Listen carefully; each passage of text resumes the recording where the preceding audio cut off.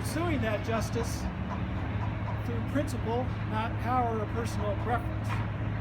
And we have no choice but to share the humility that we pursue that justice through work conducted by individual human beings. In a more focused view, we're here today to witness Chris Seldin give his oath to pursue those goals in the office of District Court Judge. Before I actually give him his oath, it's my custom to share some comments from another individual as he was about to begin his work as a judicial officer. These words were first spoken in 1971, and over the years, only because of the merit of their content, they've come to be known as the New Judge's Creed. The New Judge's Creed. I hope I can run an efficient, orderly court, a court which not only dispenses impartial justice, but which by its very functioning impresses the participants with its fairness and objectivity. I hope I shall always be convinced that the most important case is the one immediately before me, and that therefore it is deserving of my undivided and alert attention.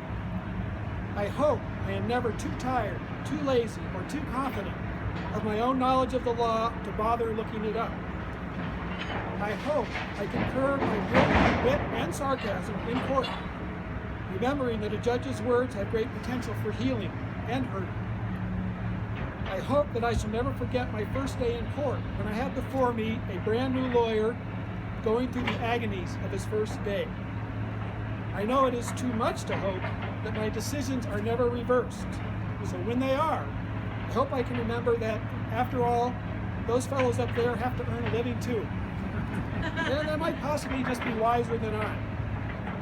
I hope that in sentencing a man convicted of crime, I shall always be mindful of the public interest, but never lose respect for the awesome power over human life, which is the responsibility of the judge.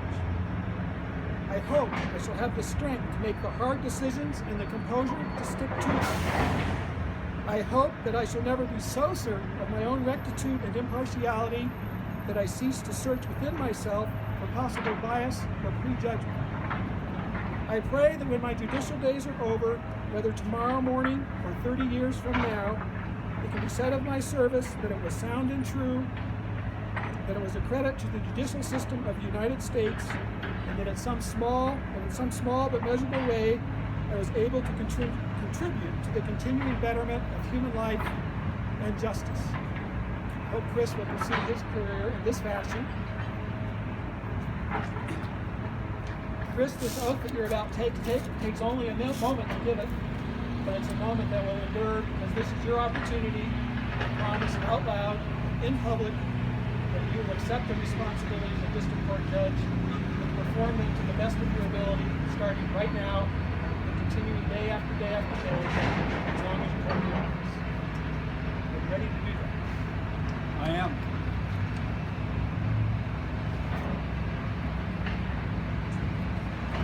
Raise your right hand and repeat after me. I, Christopher G. Seldin, I, Christopher G. Seldin, do solemnly and sincerely declare and affirm that I will support the Constitution that I will support the Constitution and laws of the United States and laws of the United States and the state of Colorado, and will faithfully perform the duties of the office of District Judge, 9th Judicial District, upon which I am about to enter.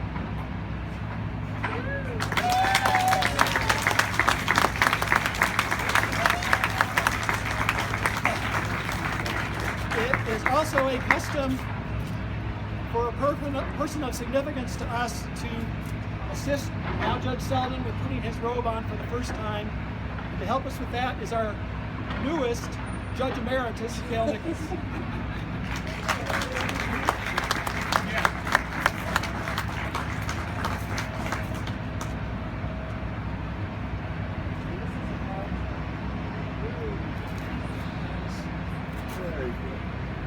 So it's now my privilege to introduce for the first time in his official capacity the Honorable Christopher Seldin.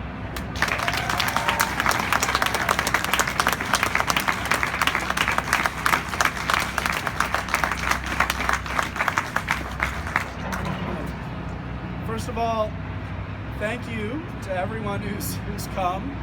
I can't tell you how humbling it is to be embarking on this new journey. And my hope is that I will do the work in the way that you have envisioned I will do the work, which I think is humbly, with great attention, and always looking for the law to guide my decisions. So I'm not going to ramble on. There's a lot of noise to compete with here, but I really wanted to thank all of you for coming, and I wanted to thank in particular my better half, who's going to be bearing the brunt of many long hours and evenings and weekends that I'll be putting in pursuit of justice for all of you and the rest of the community. So thank you for your support, and I'll leave it at that.